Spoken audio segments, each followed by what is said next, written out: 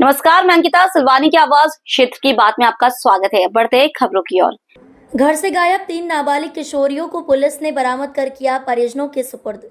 सिलवानी में थाना अंतर्गत बीते जनवरी में व अप्रैल माह में घर से गायब हुई 3 नाबालिग किशोरियों को सिलवानी पुलिस ने बरामद कर परिजनों के सुपुर्द किया। टीआई पूनम सविता ने बताया कि थाना क्षेत्र की 3 नाबालिग किशोरियों को घर से बिना बताए चली गई थी, जिनकी रिपोर्ट थाना सिलवानी में दर्ज की गई थी। पुलिस ने कार्रवाई करते हुए सभी बालिकाओं को अलग अलग स्थानों से बरामद कर परिजनों के सुपुर्द किया। 2 किशोरियों को 72 घंटे में बरामद किया गया। टीआई के मुताबिक 2 किशोरियों रिश्तेदार के यहाँ चली गई थी, जहां से उन्हें बरामद किया, जबकि एक किशोरी को सीहोर से बरामद किया। 2 मामले में किशोरियों ने स्वयं की मर्जी से रिश्तेदारों के यहां जाना बताया, जबकि एक मामले में आरोपी के द्वारा किशोरी को बहला फुसला कर ले जाना पाया गया।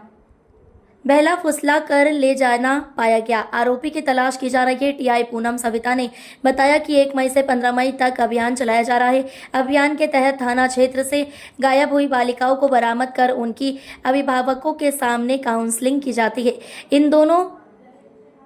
इन दिनों छोटे छोटे मामलों में बच्चों के घर से भाग जाने के मामले सामने आए हैं। आवश्यकता है कि माता पिता अपने बच्चों को प्रतिदिन समय दें तथा उनकी भावनाओं को समझें।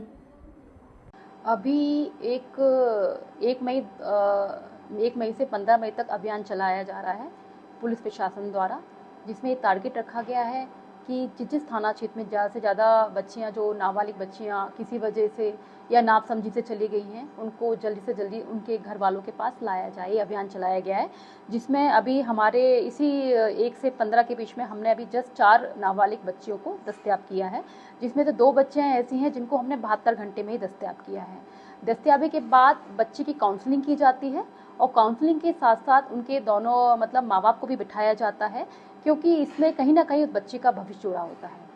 और काउंसलिंग के बाद कई बातें सामने आती हैं, जिसमें सबसे बड़ा जो कारण है, उसका कारण होता है कि माँ बाप को अपने बच्चों को समय नहीं देना।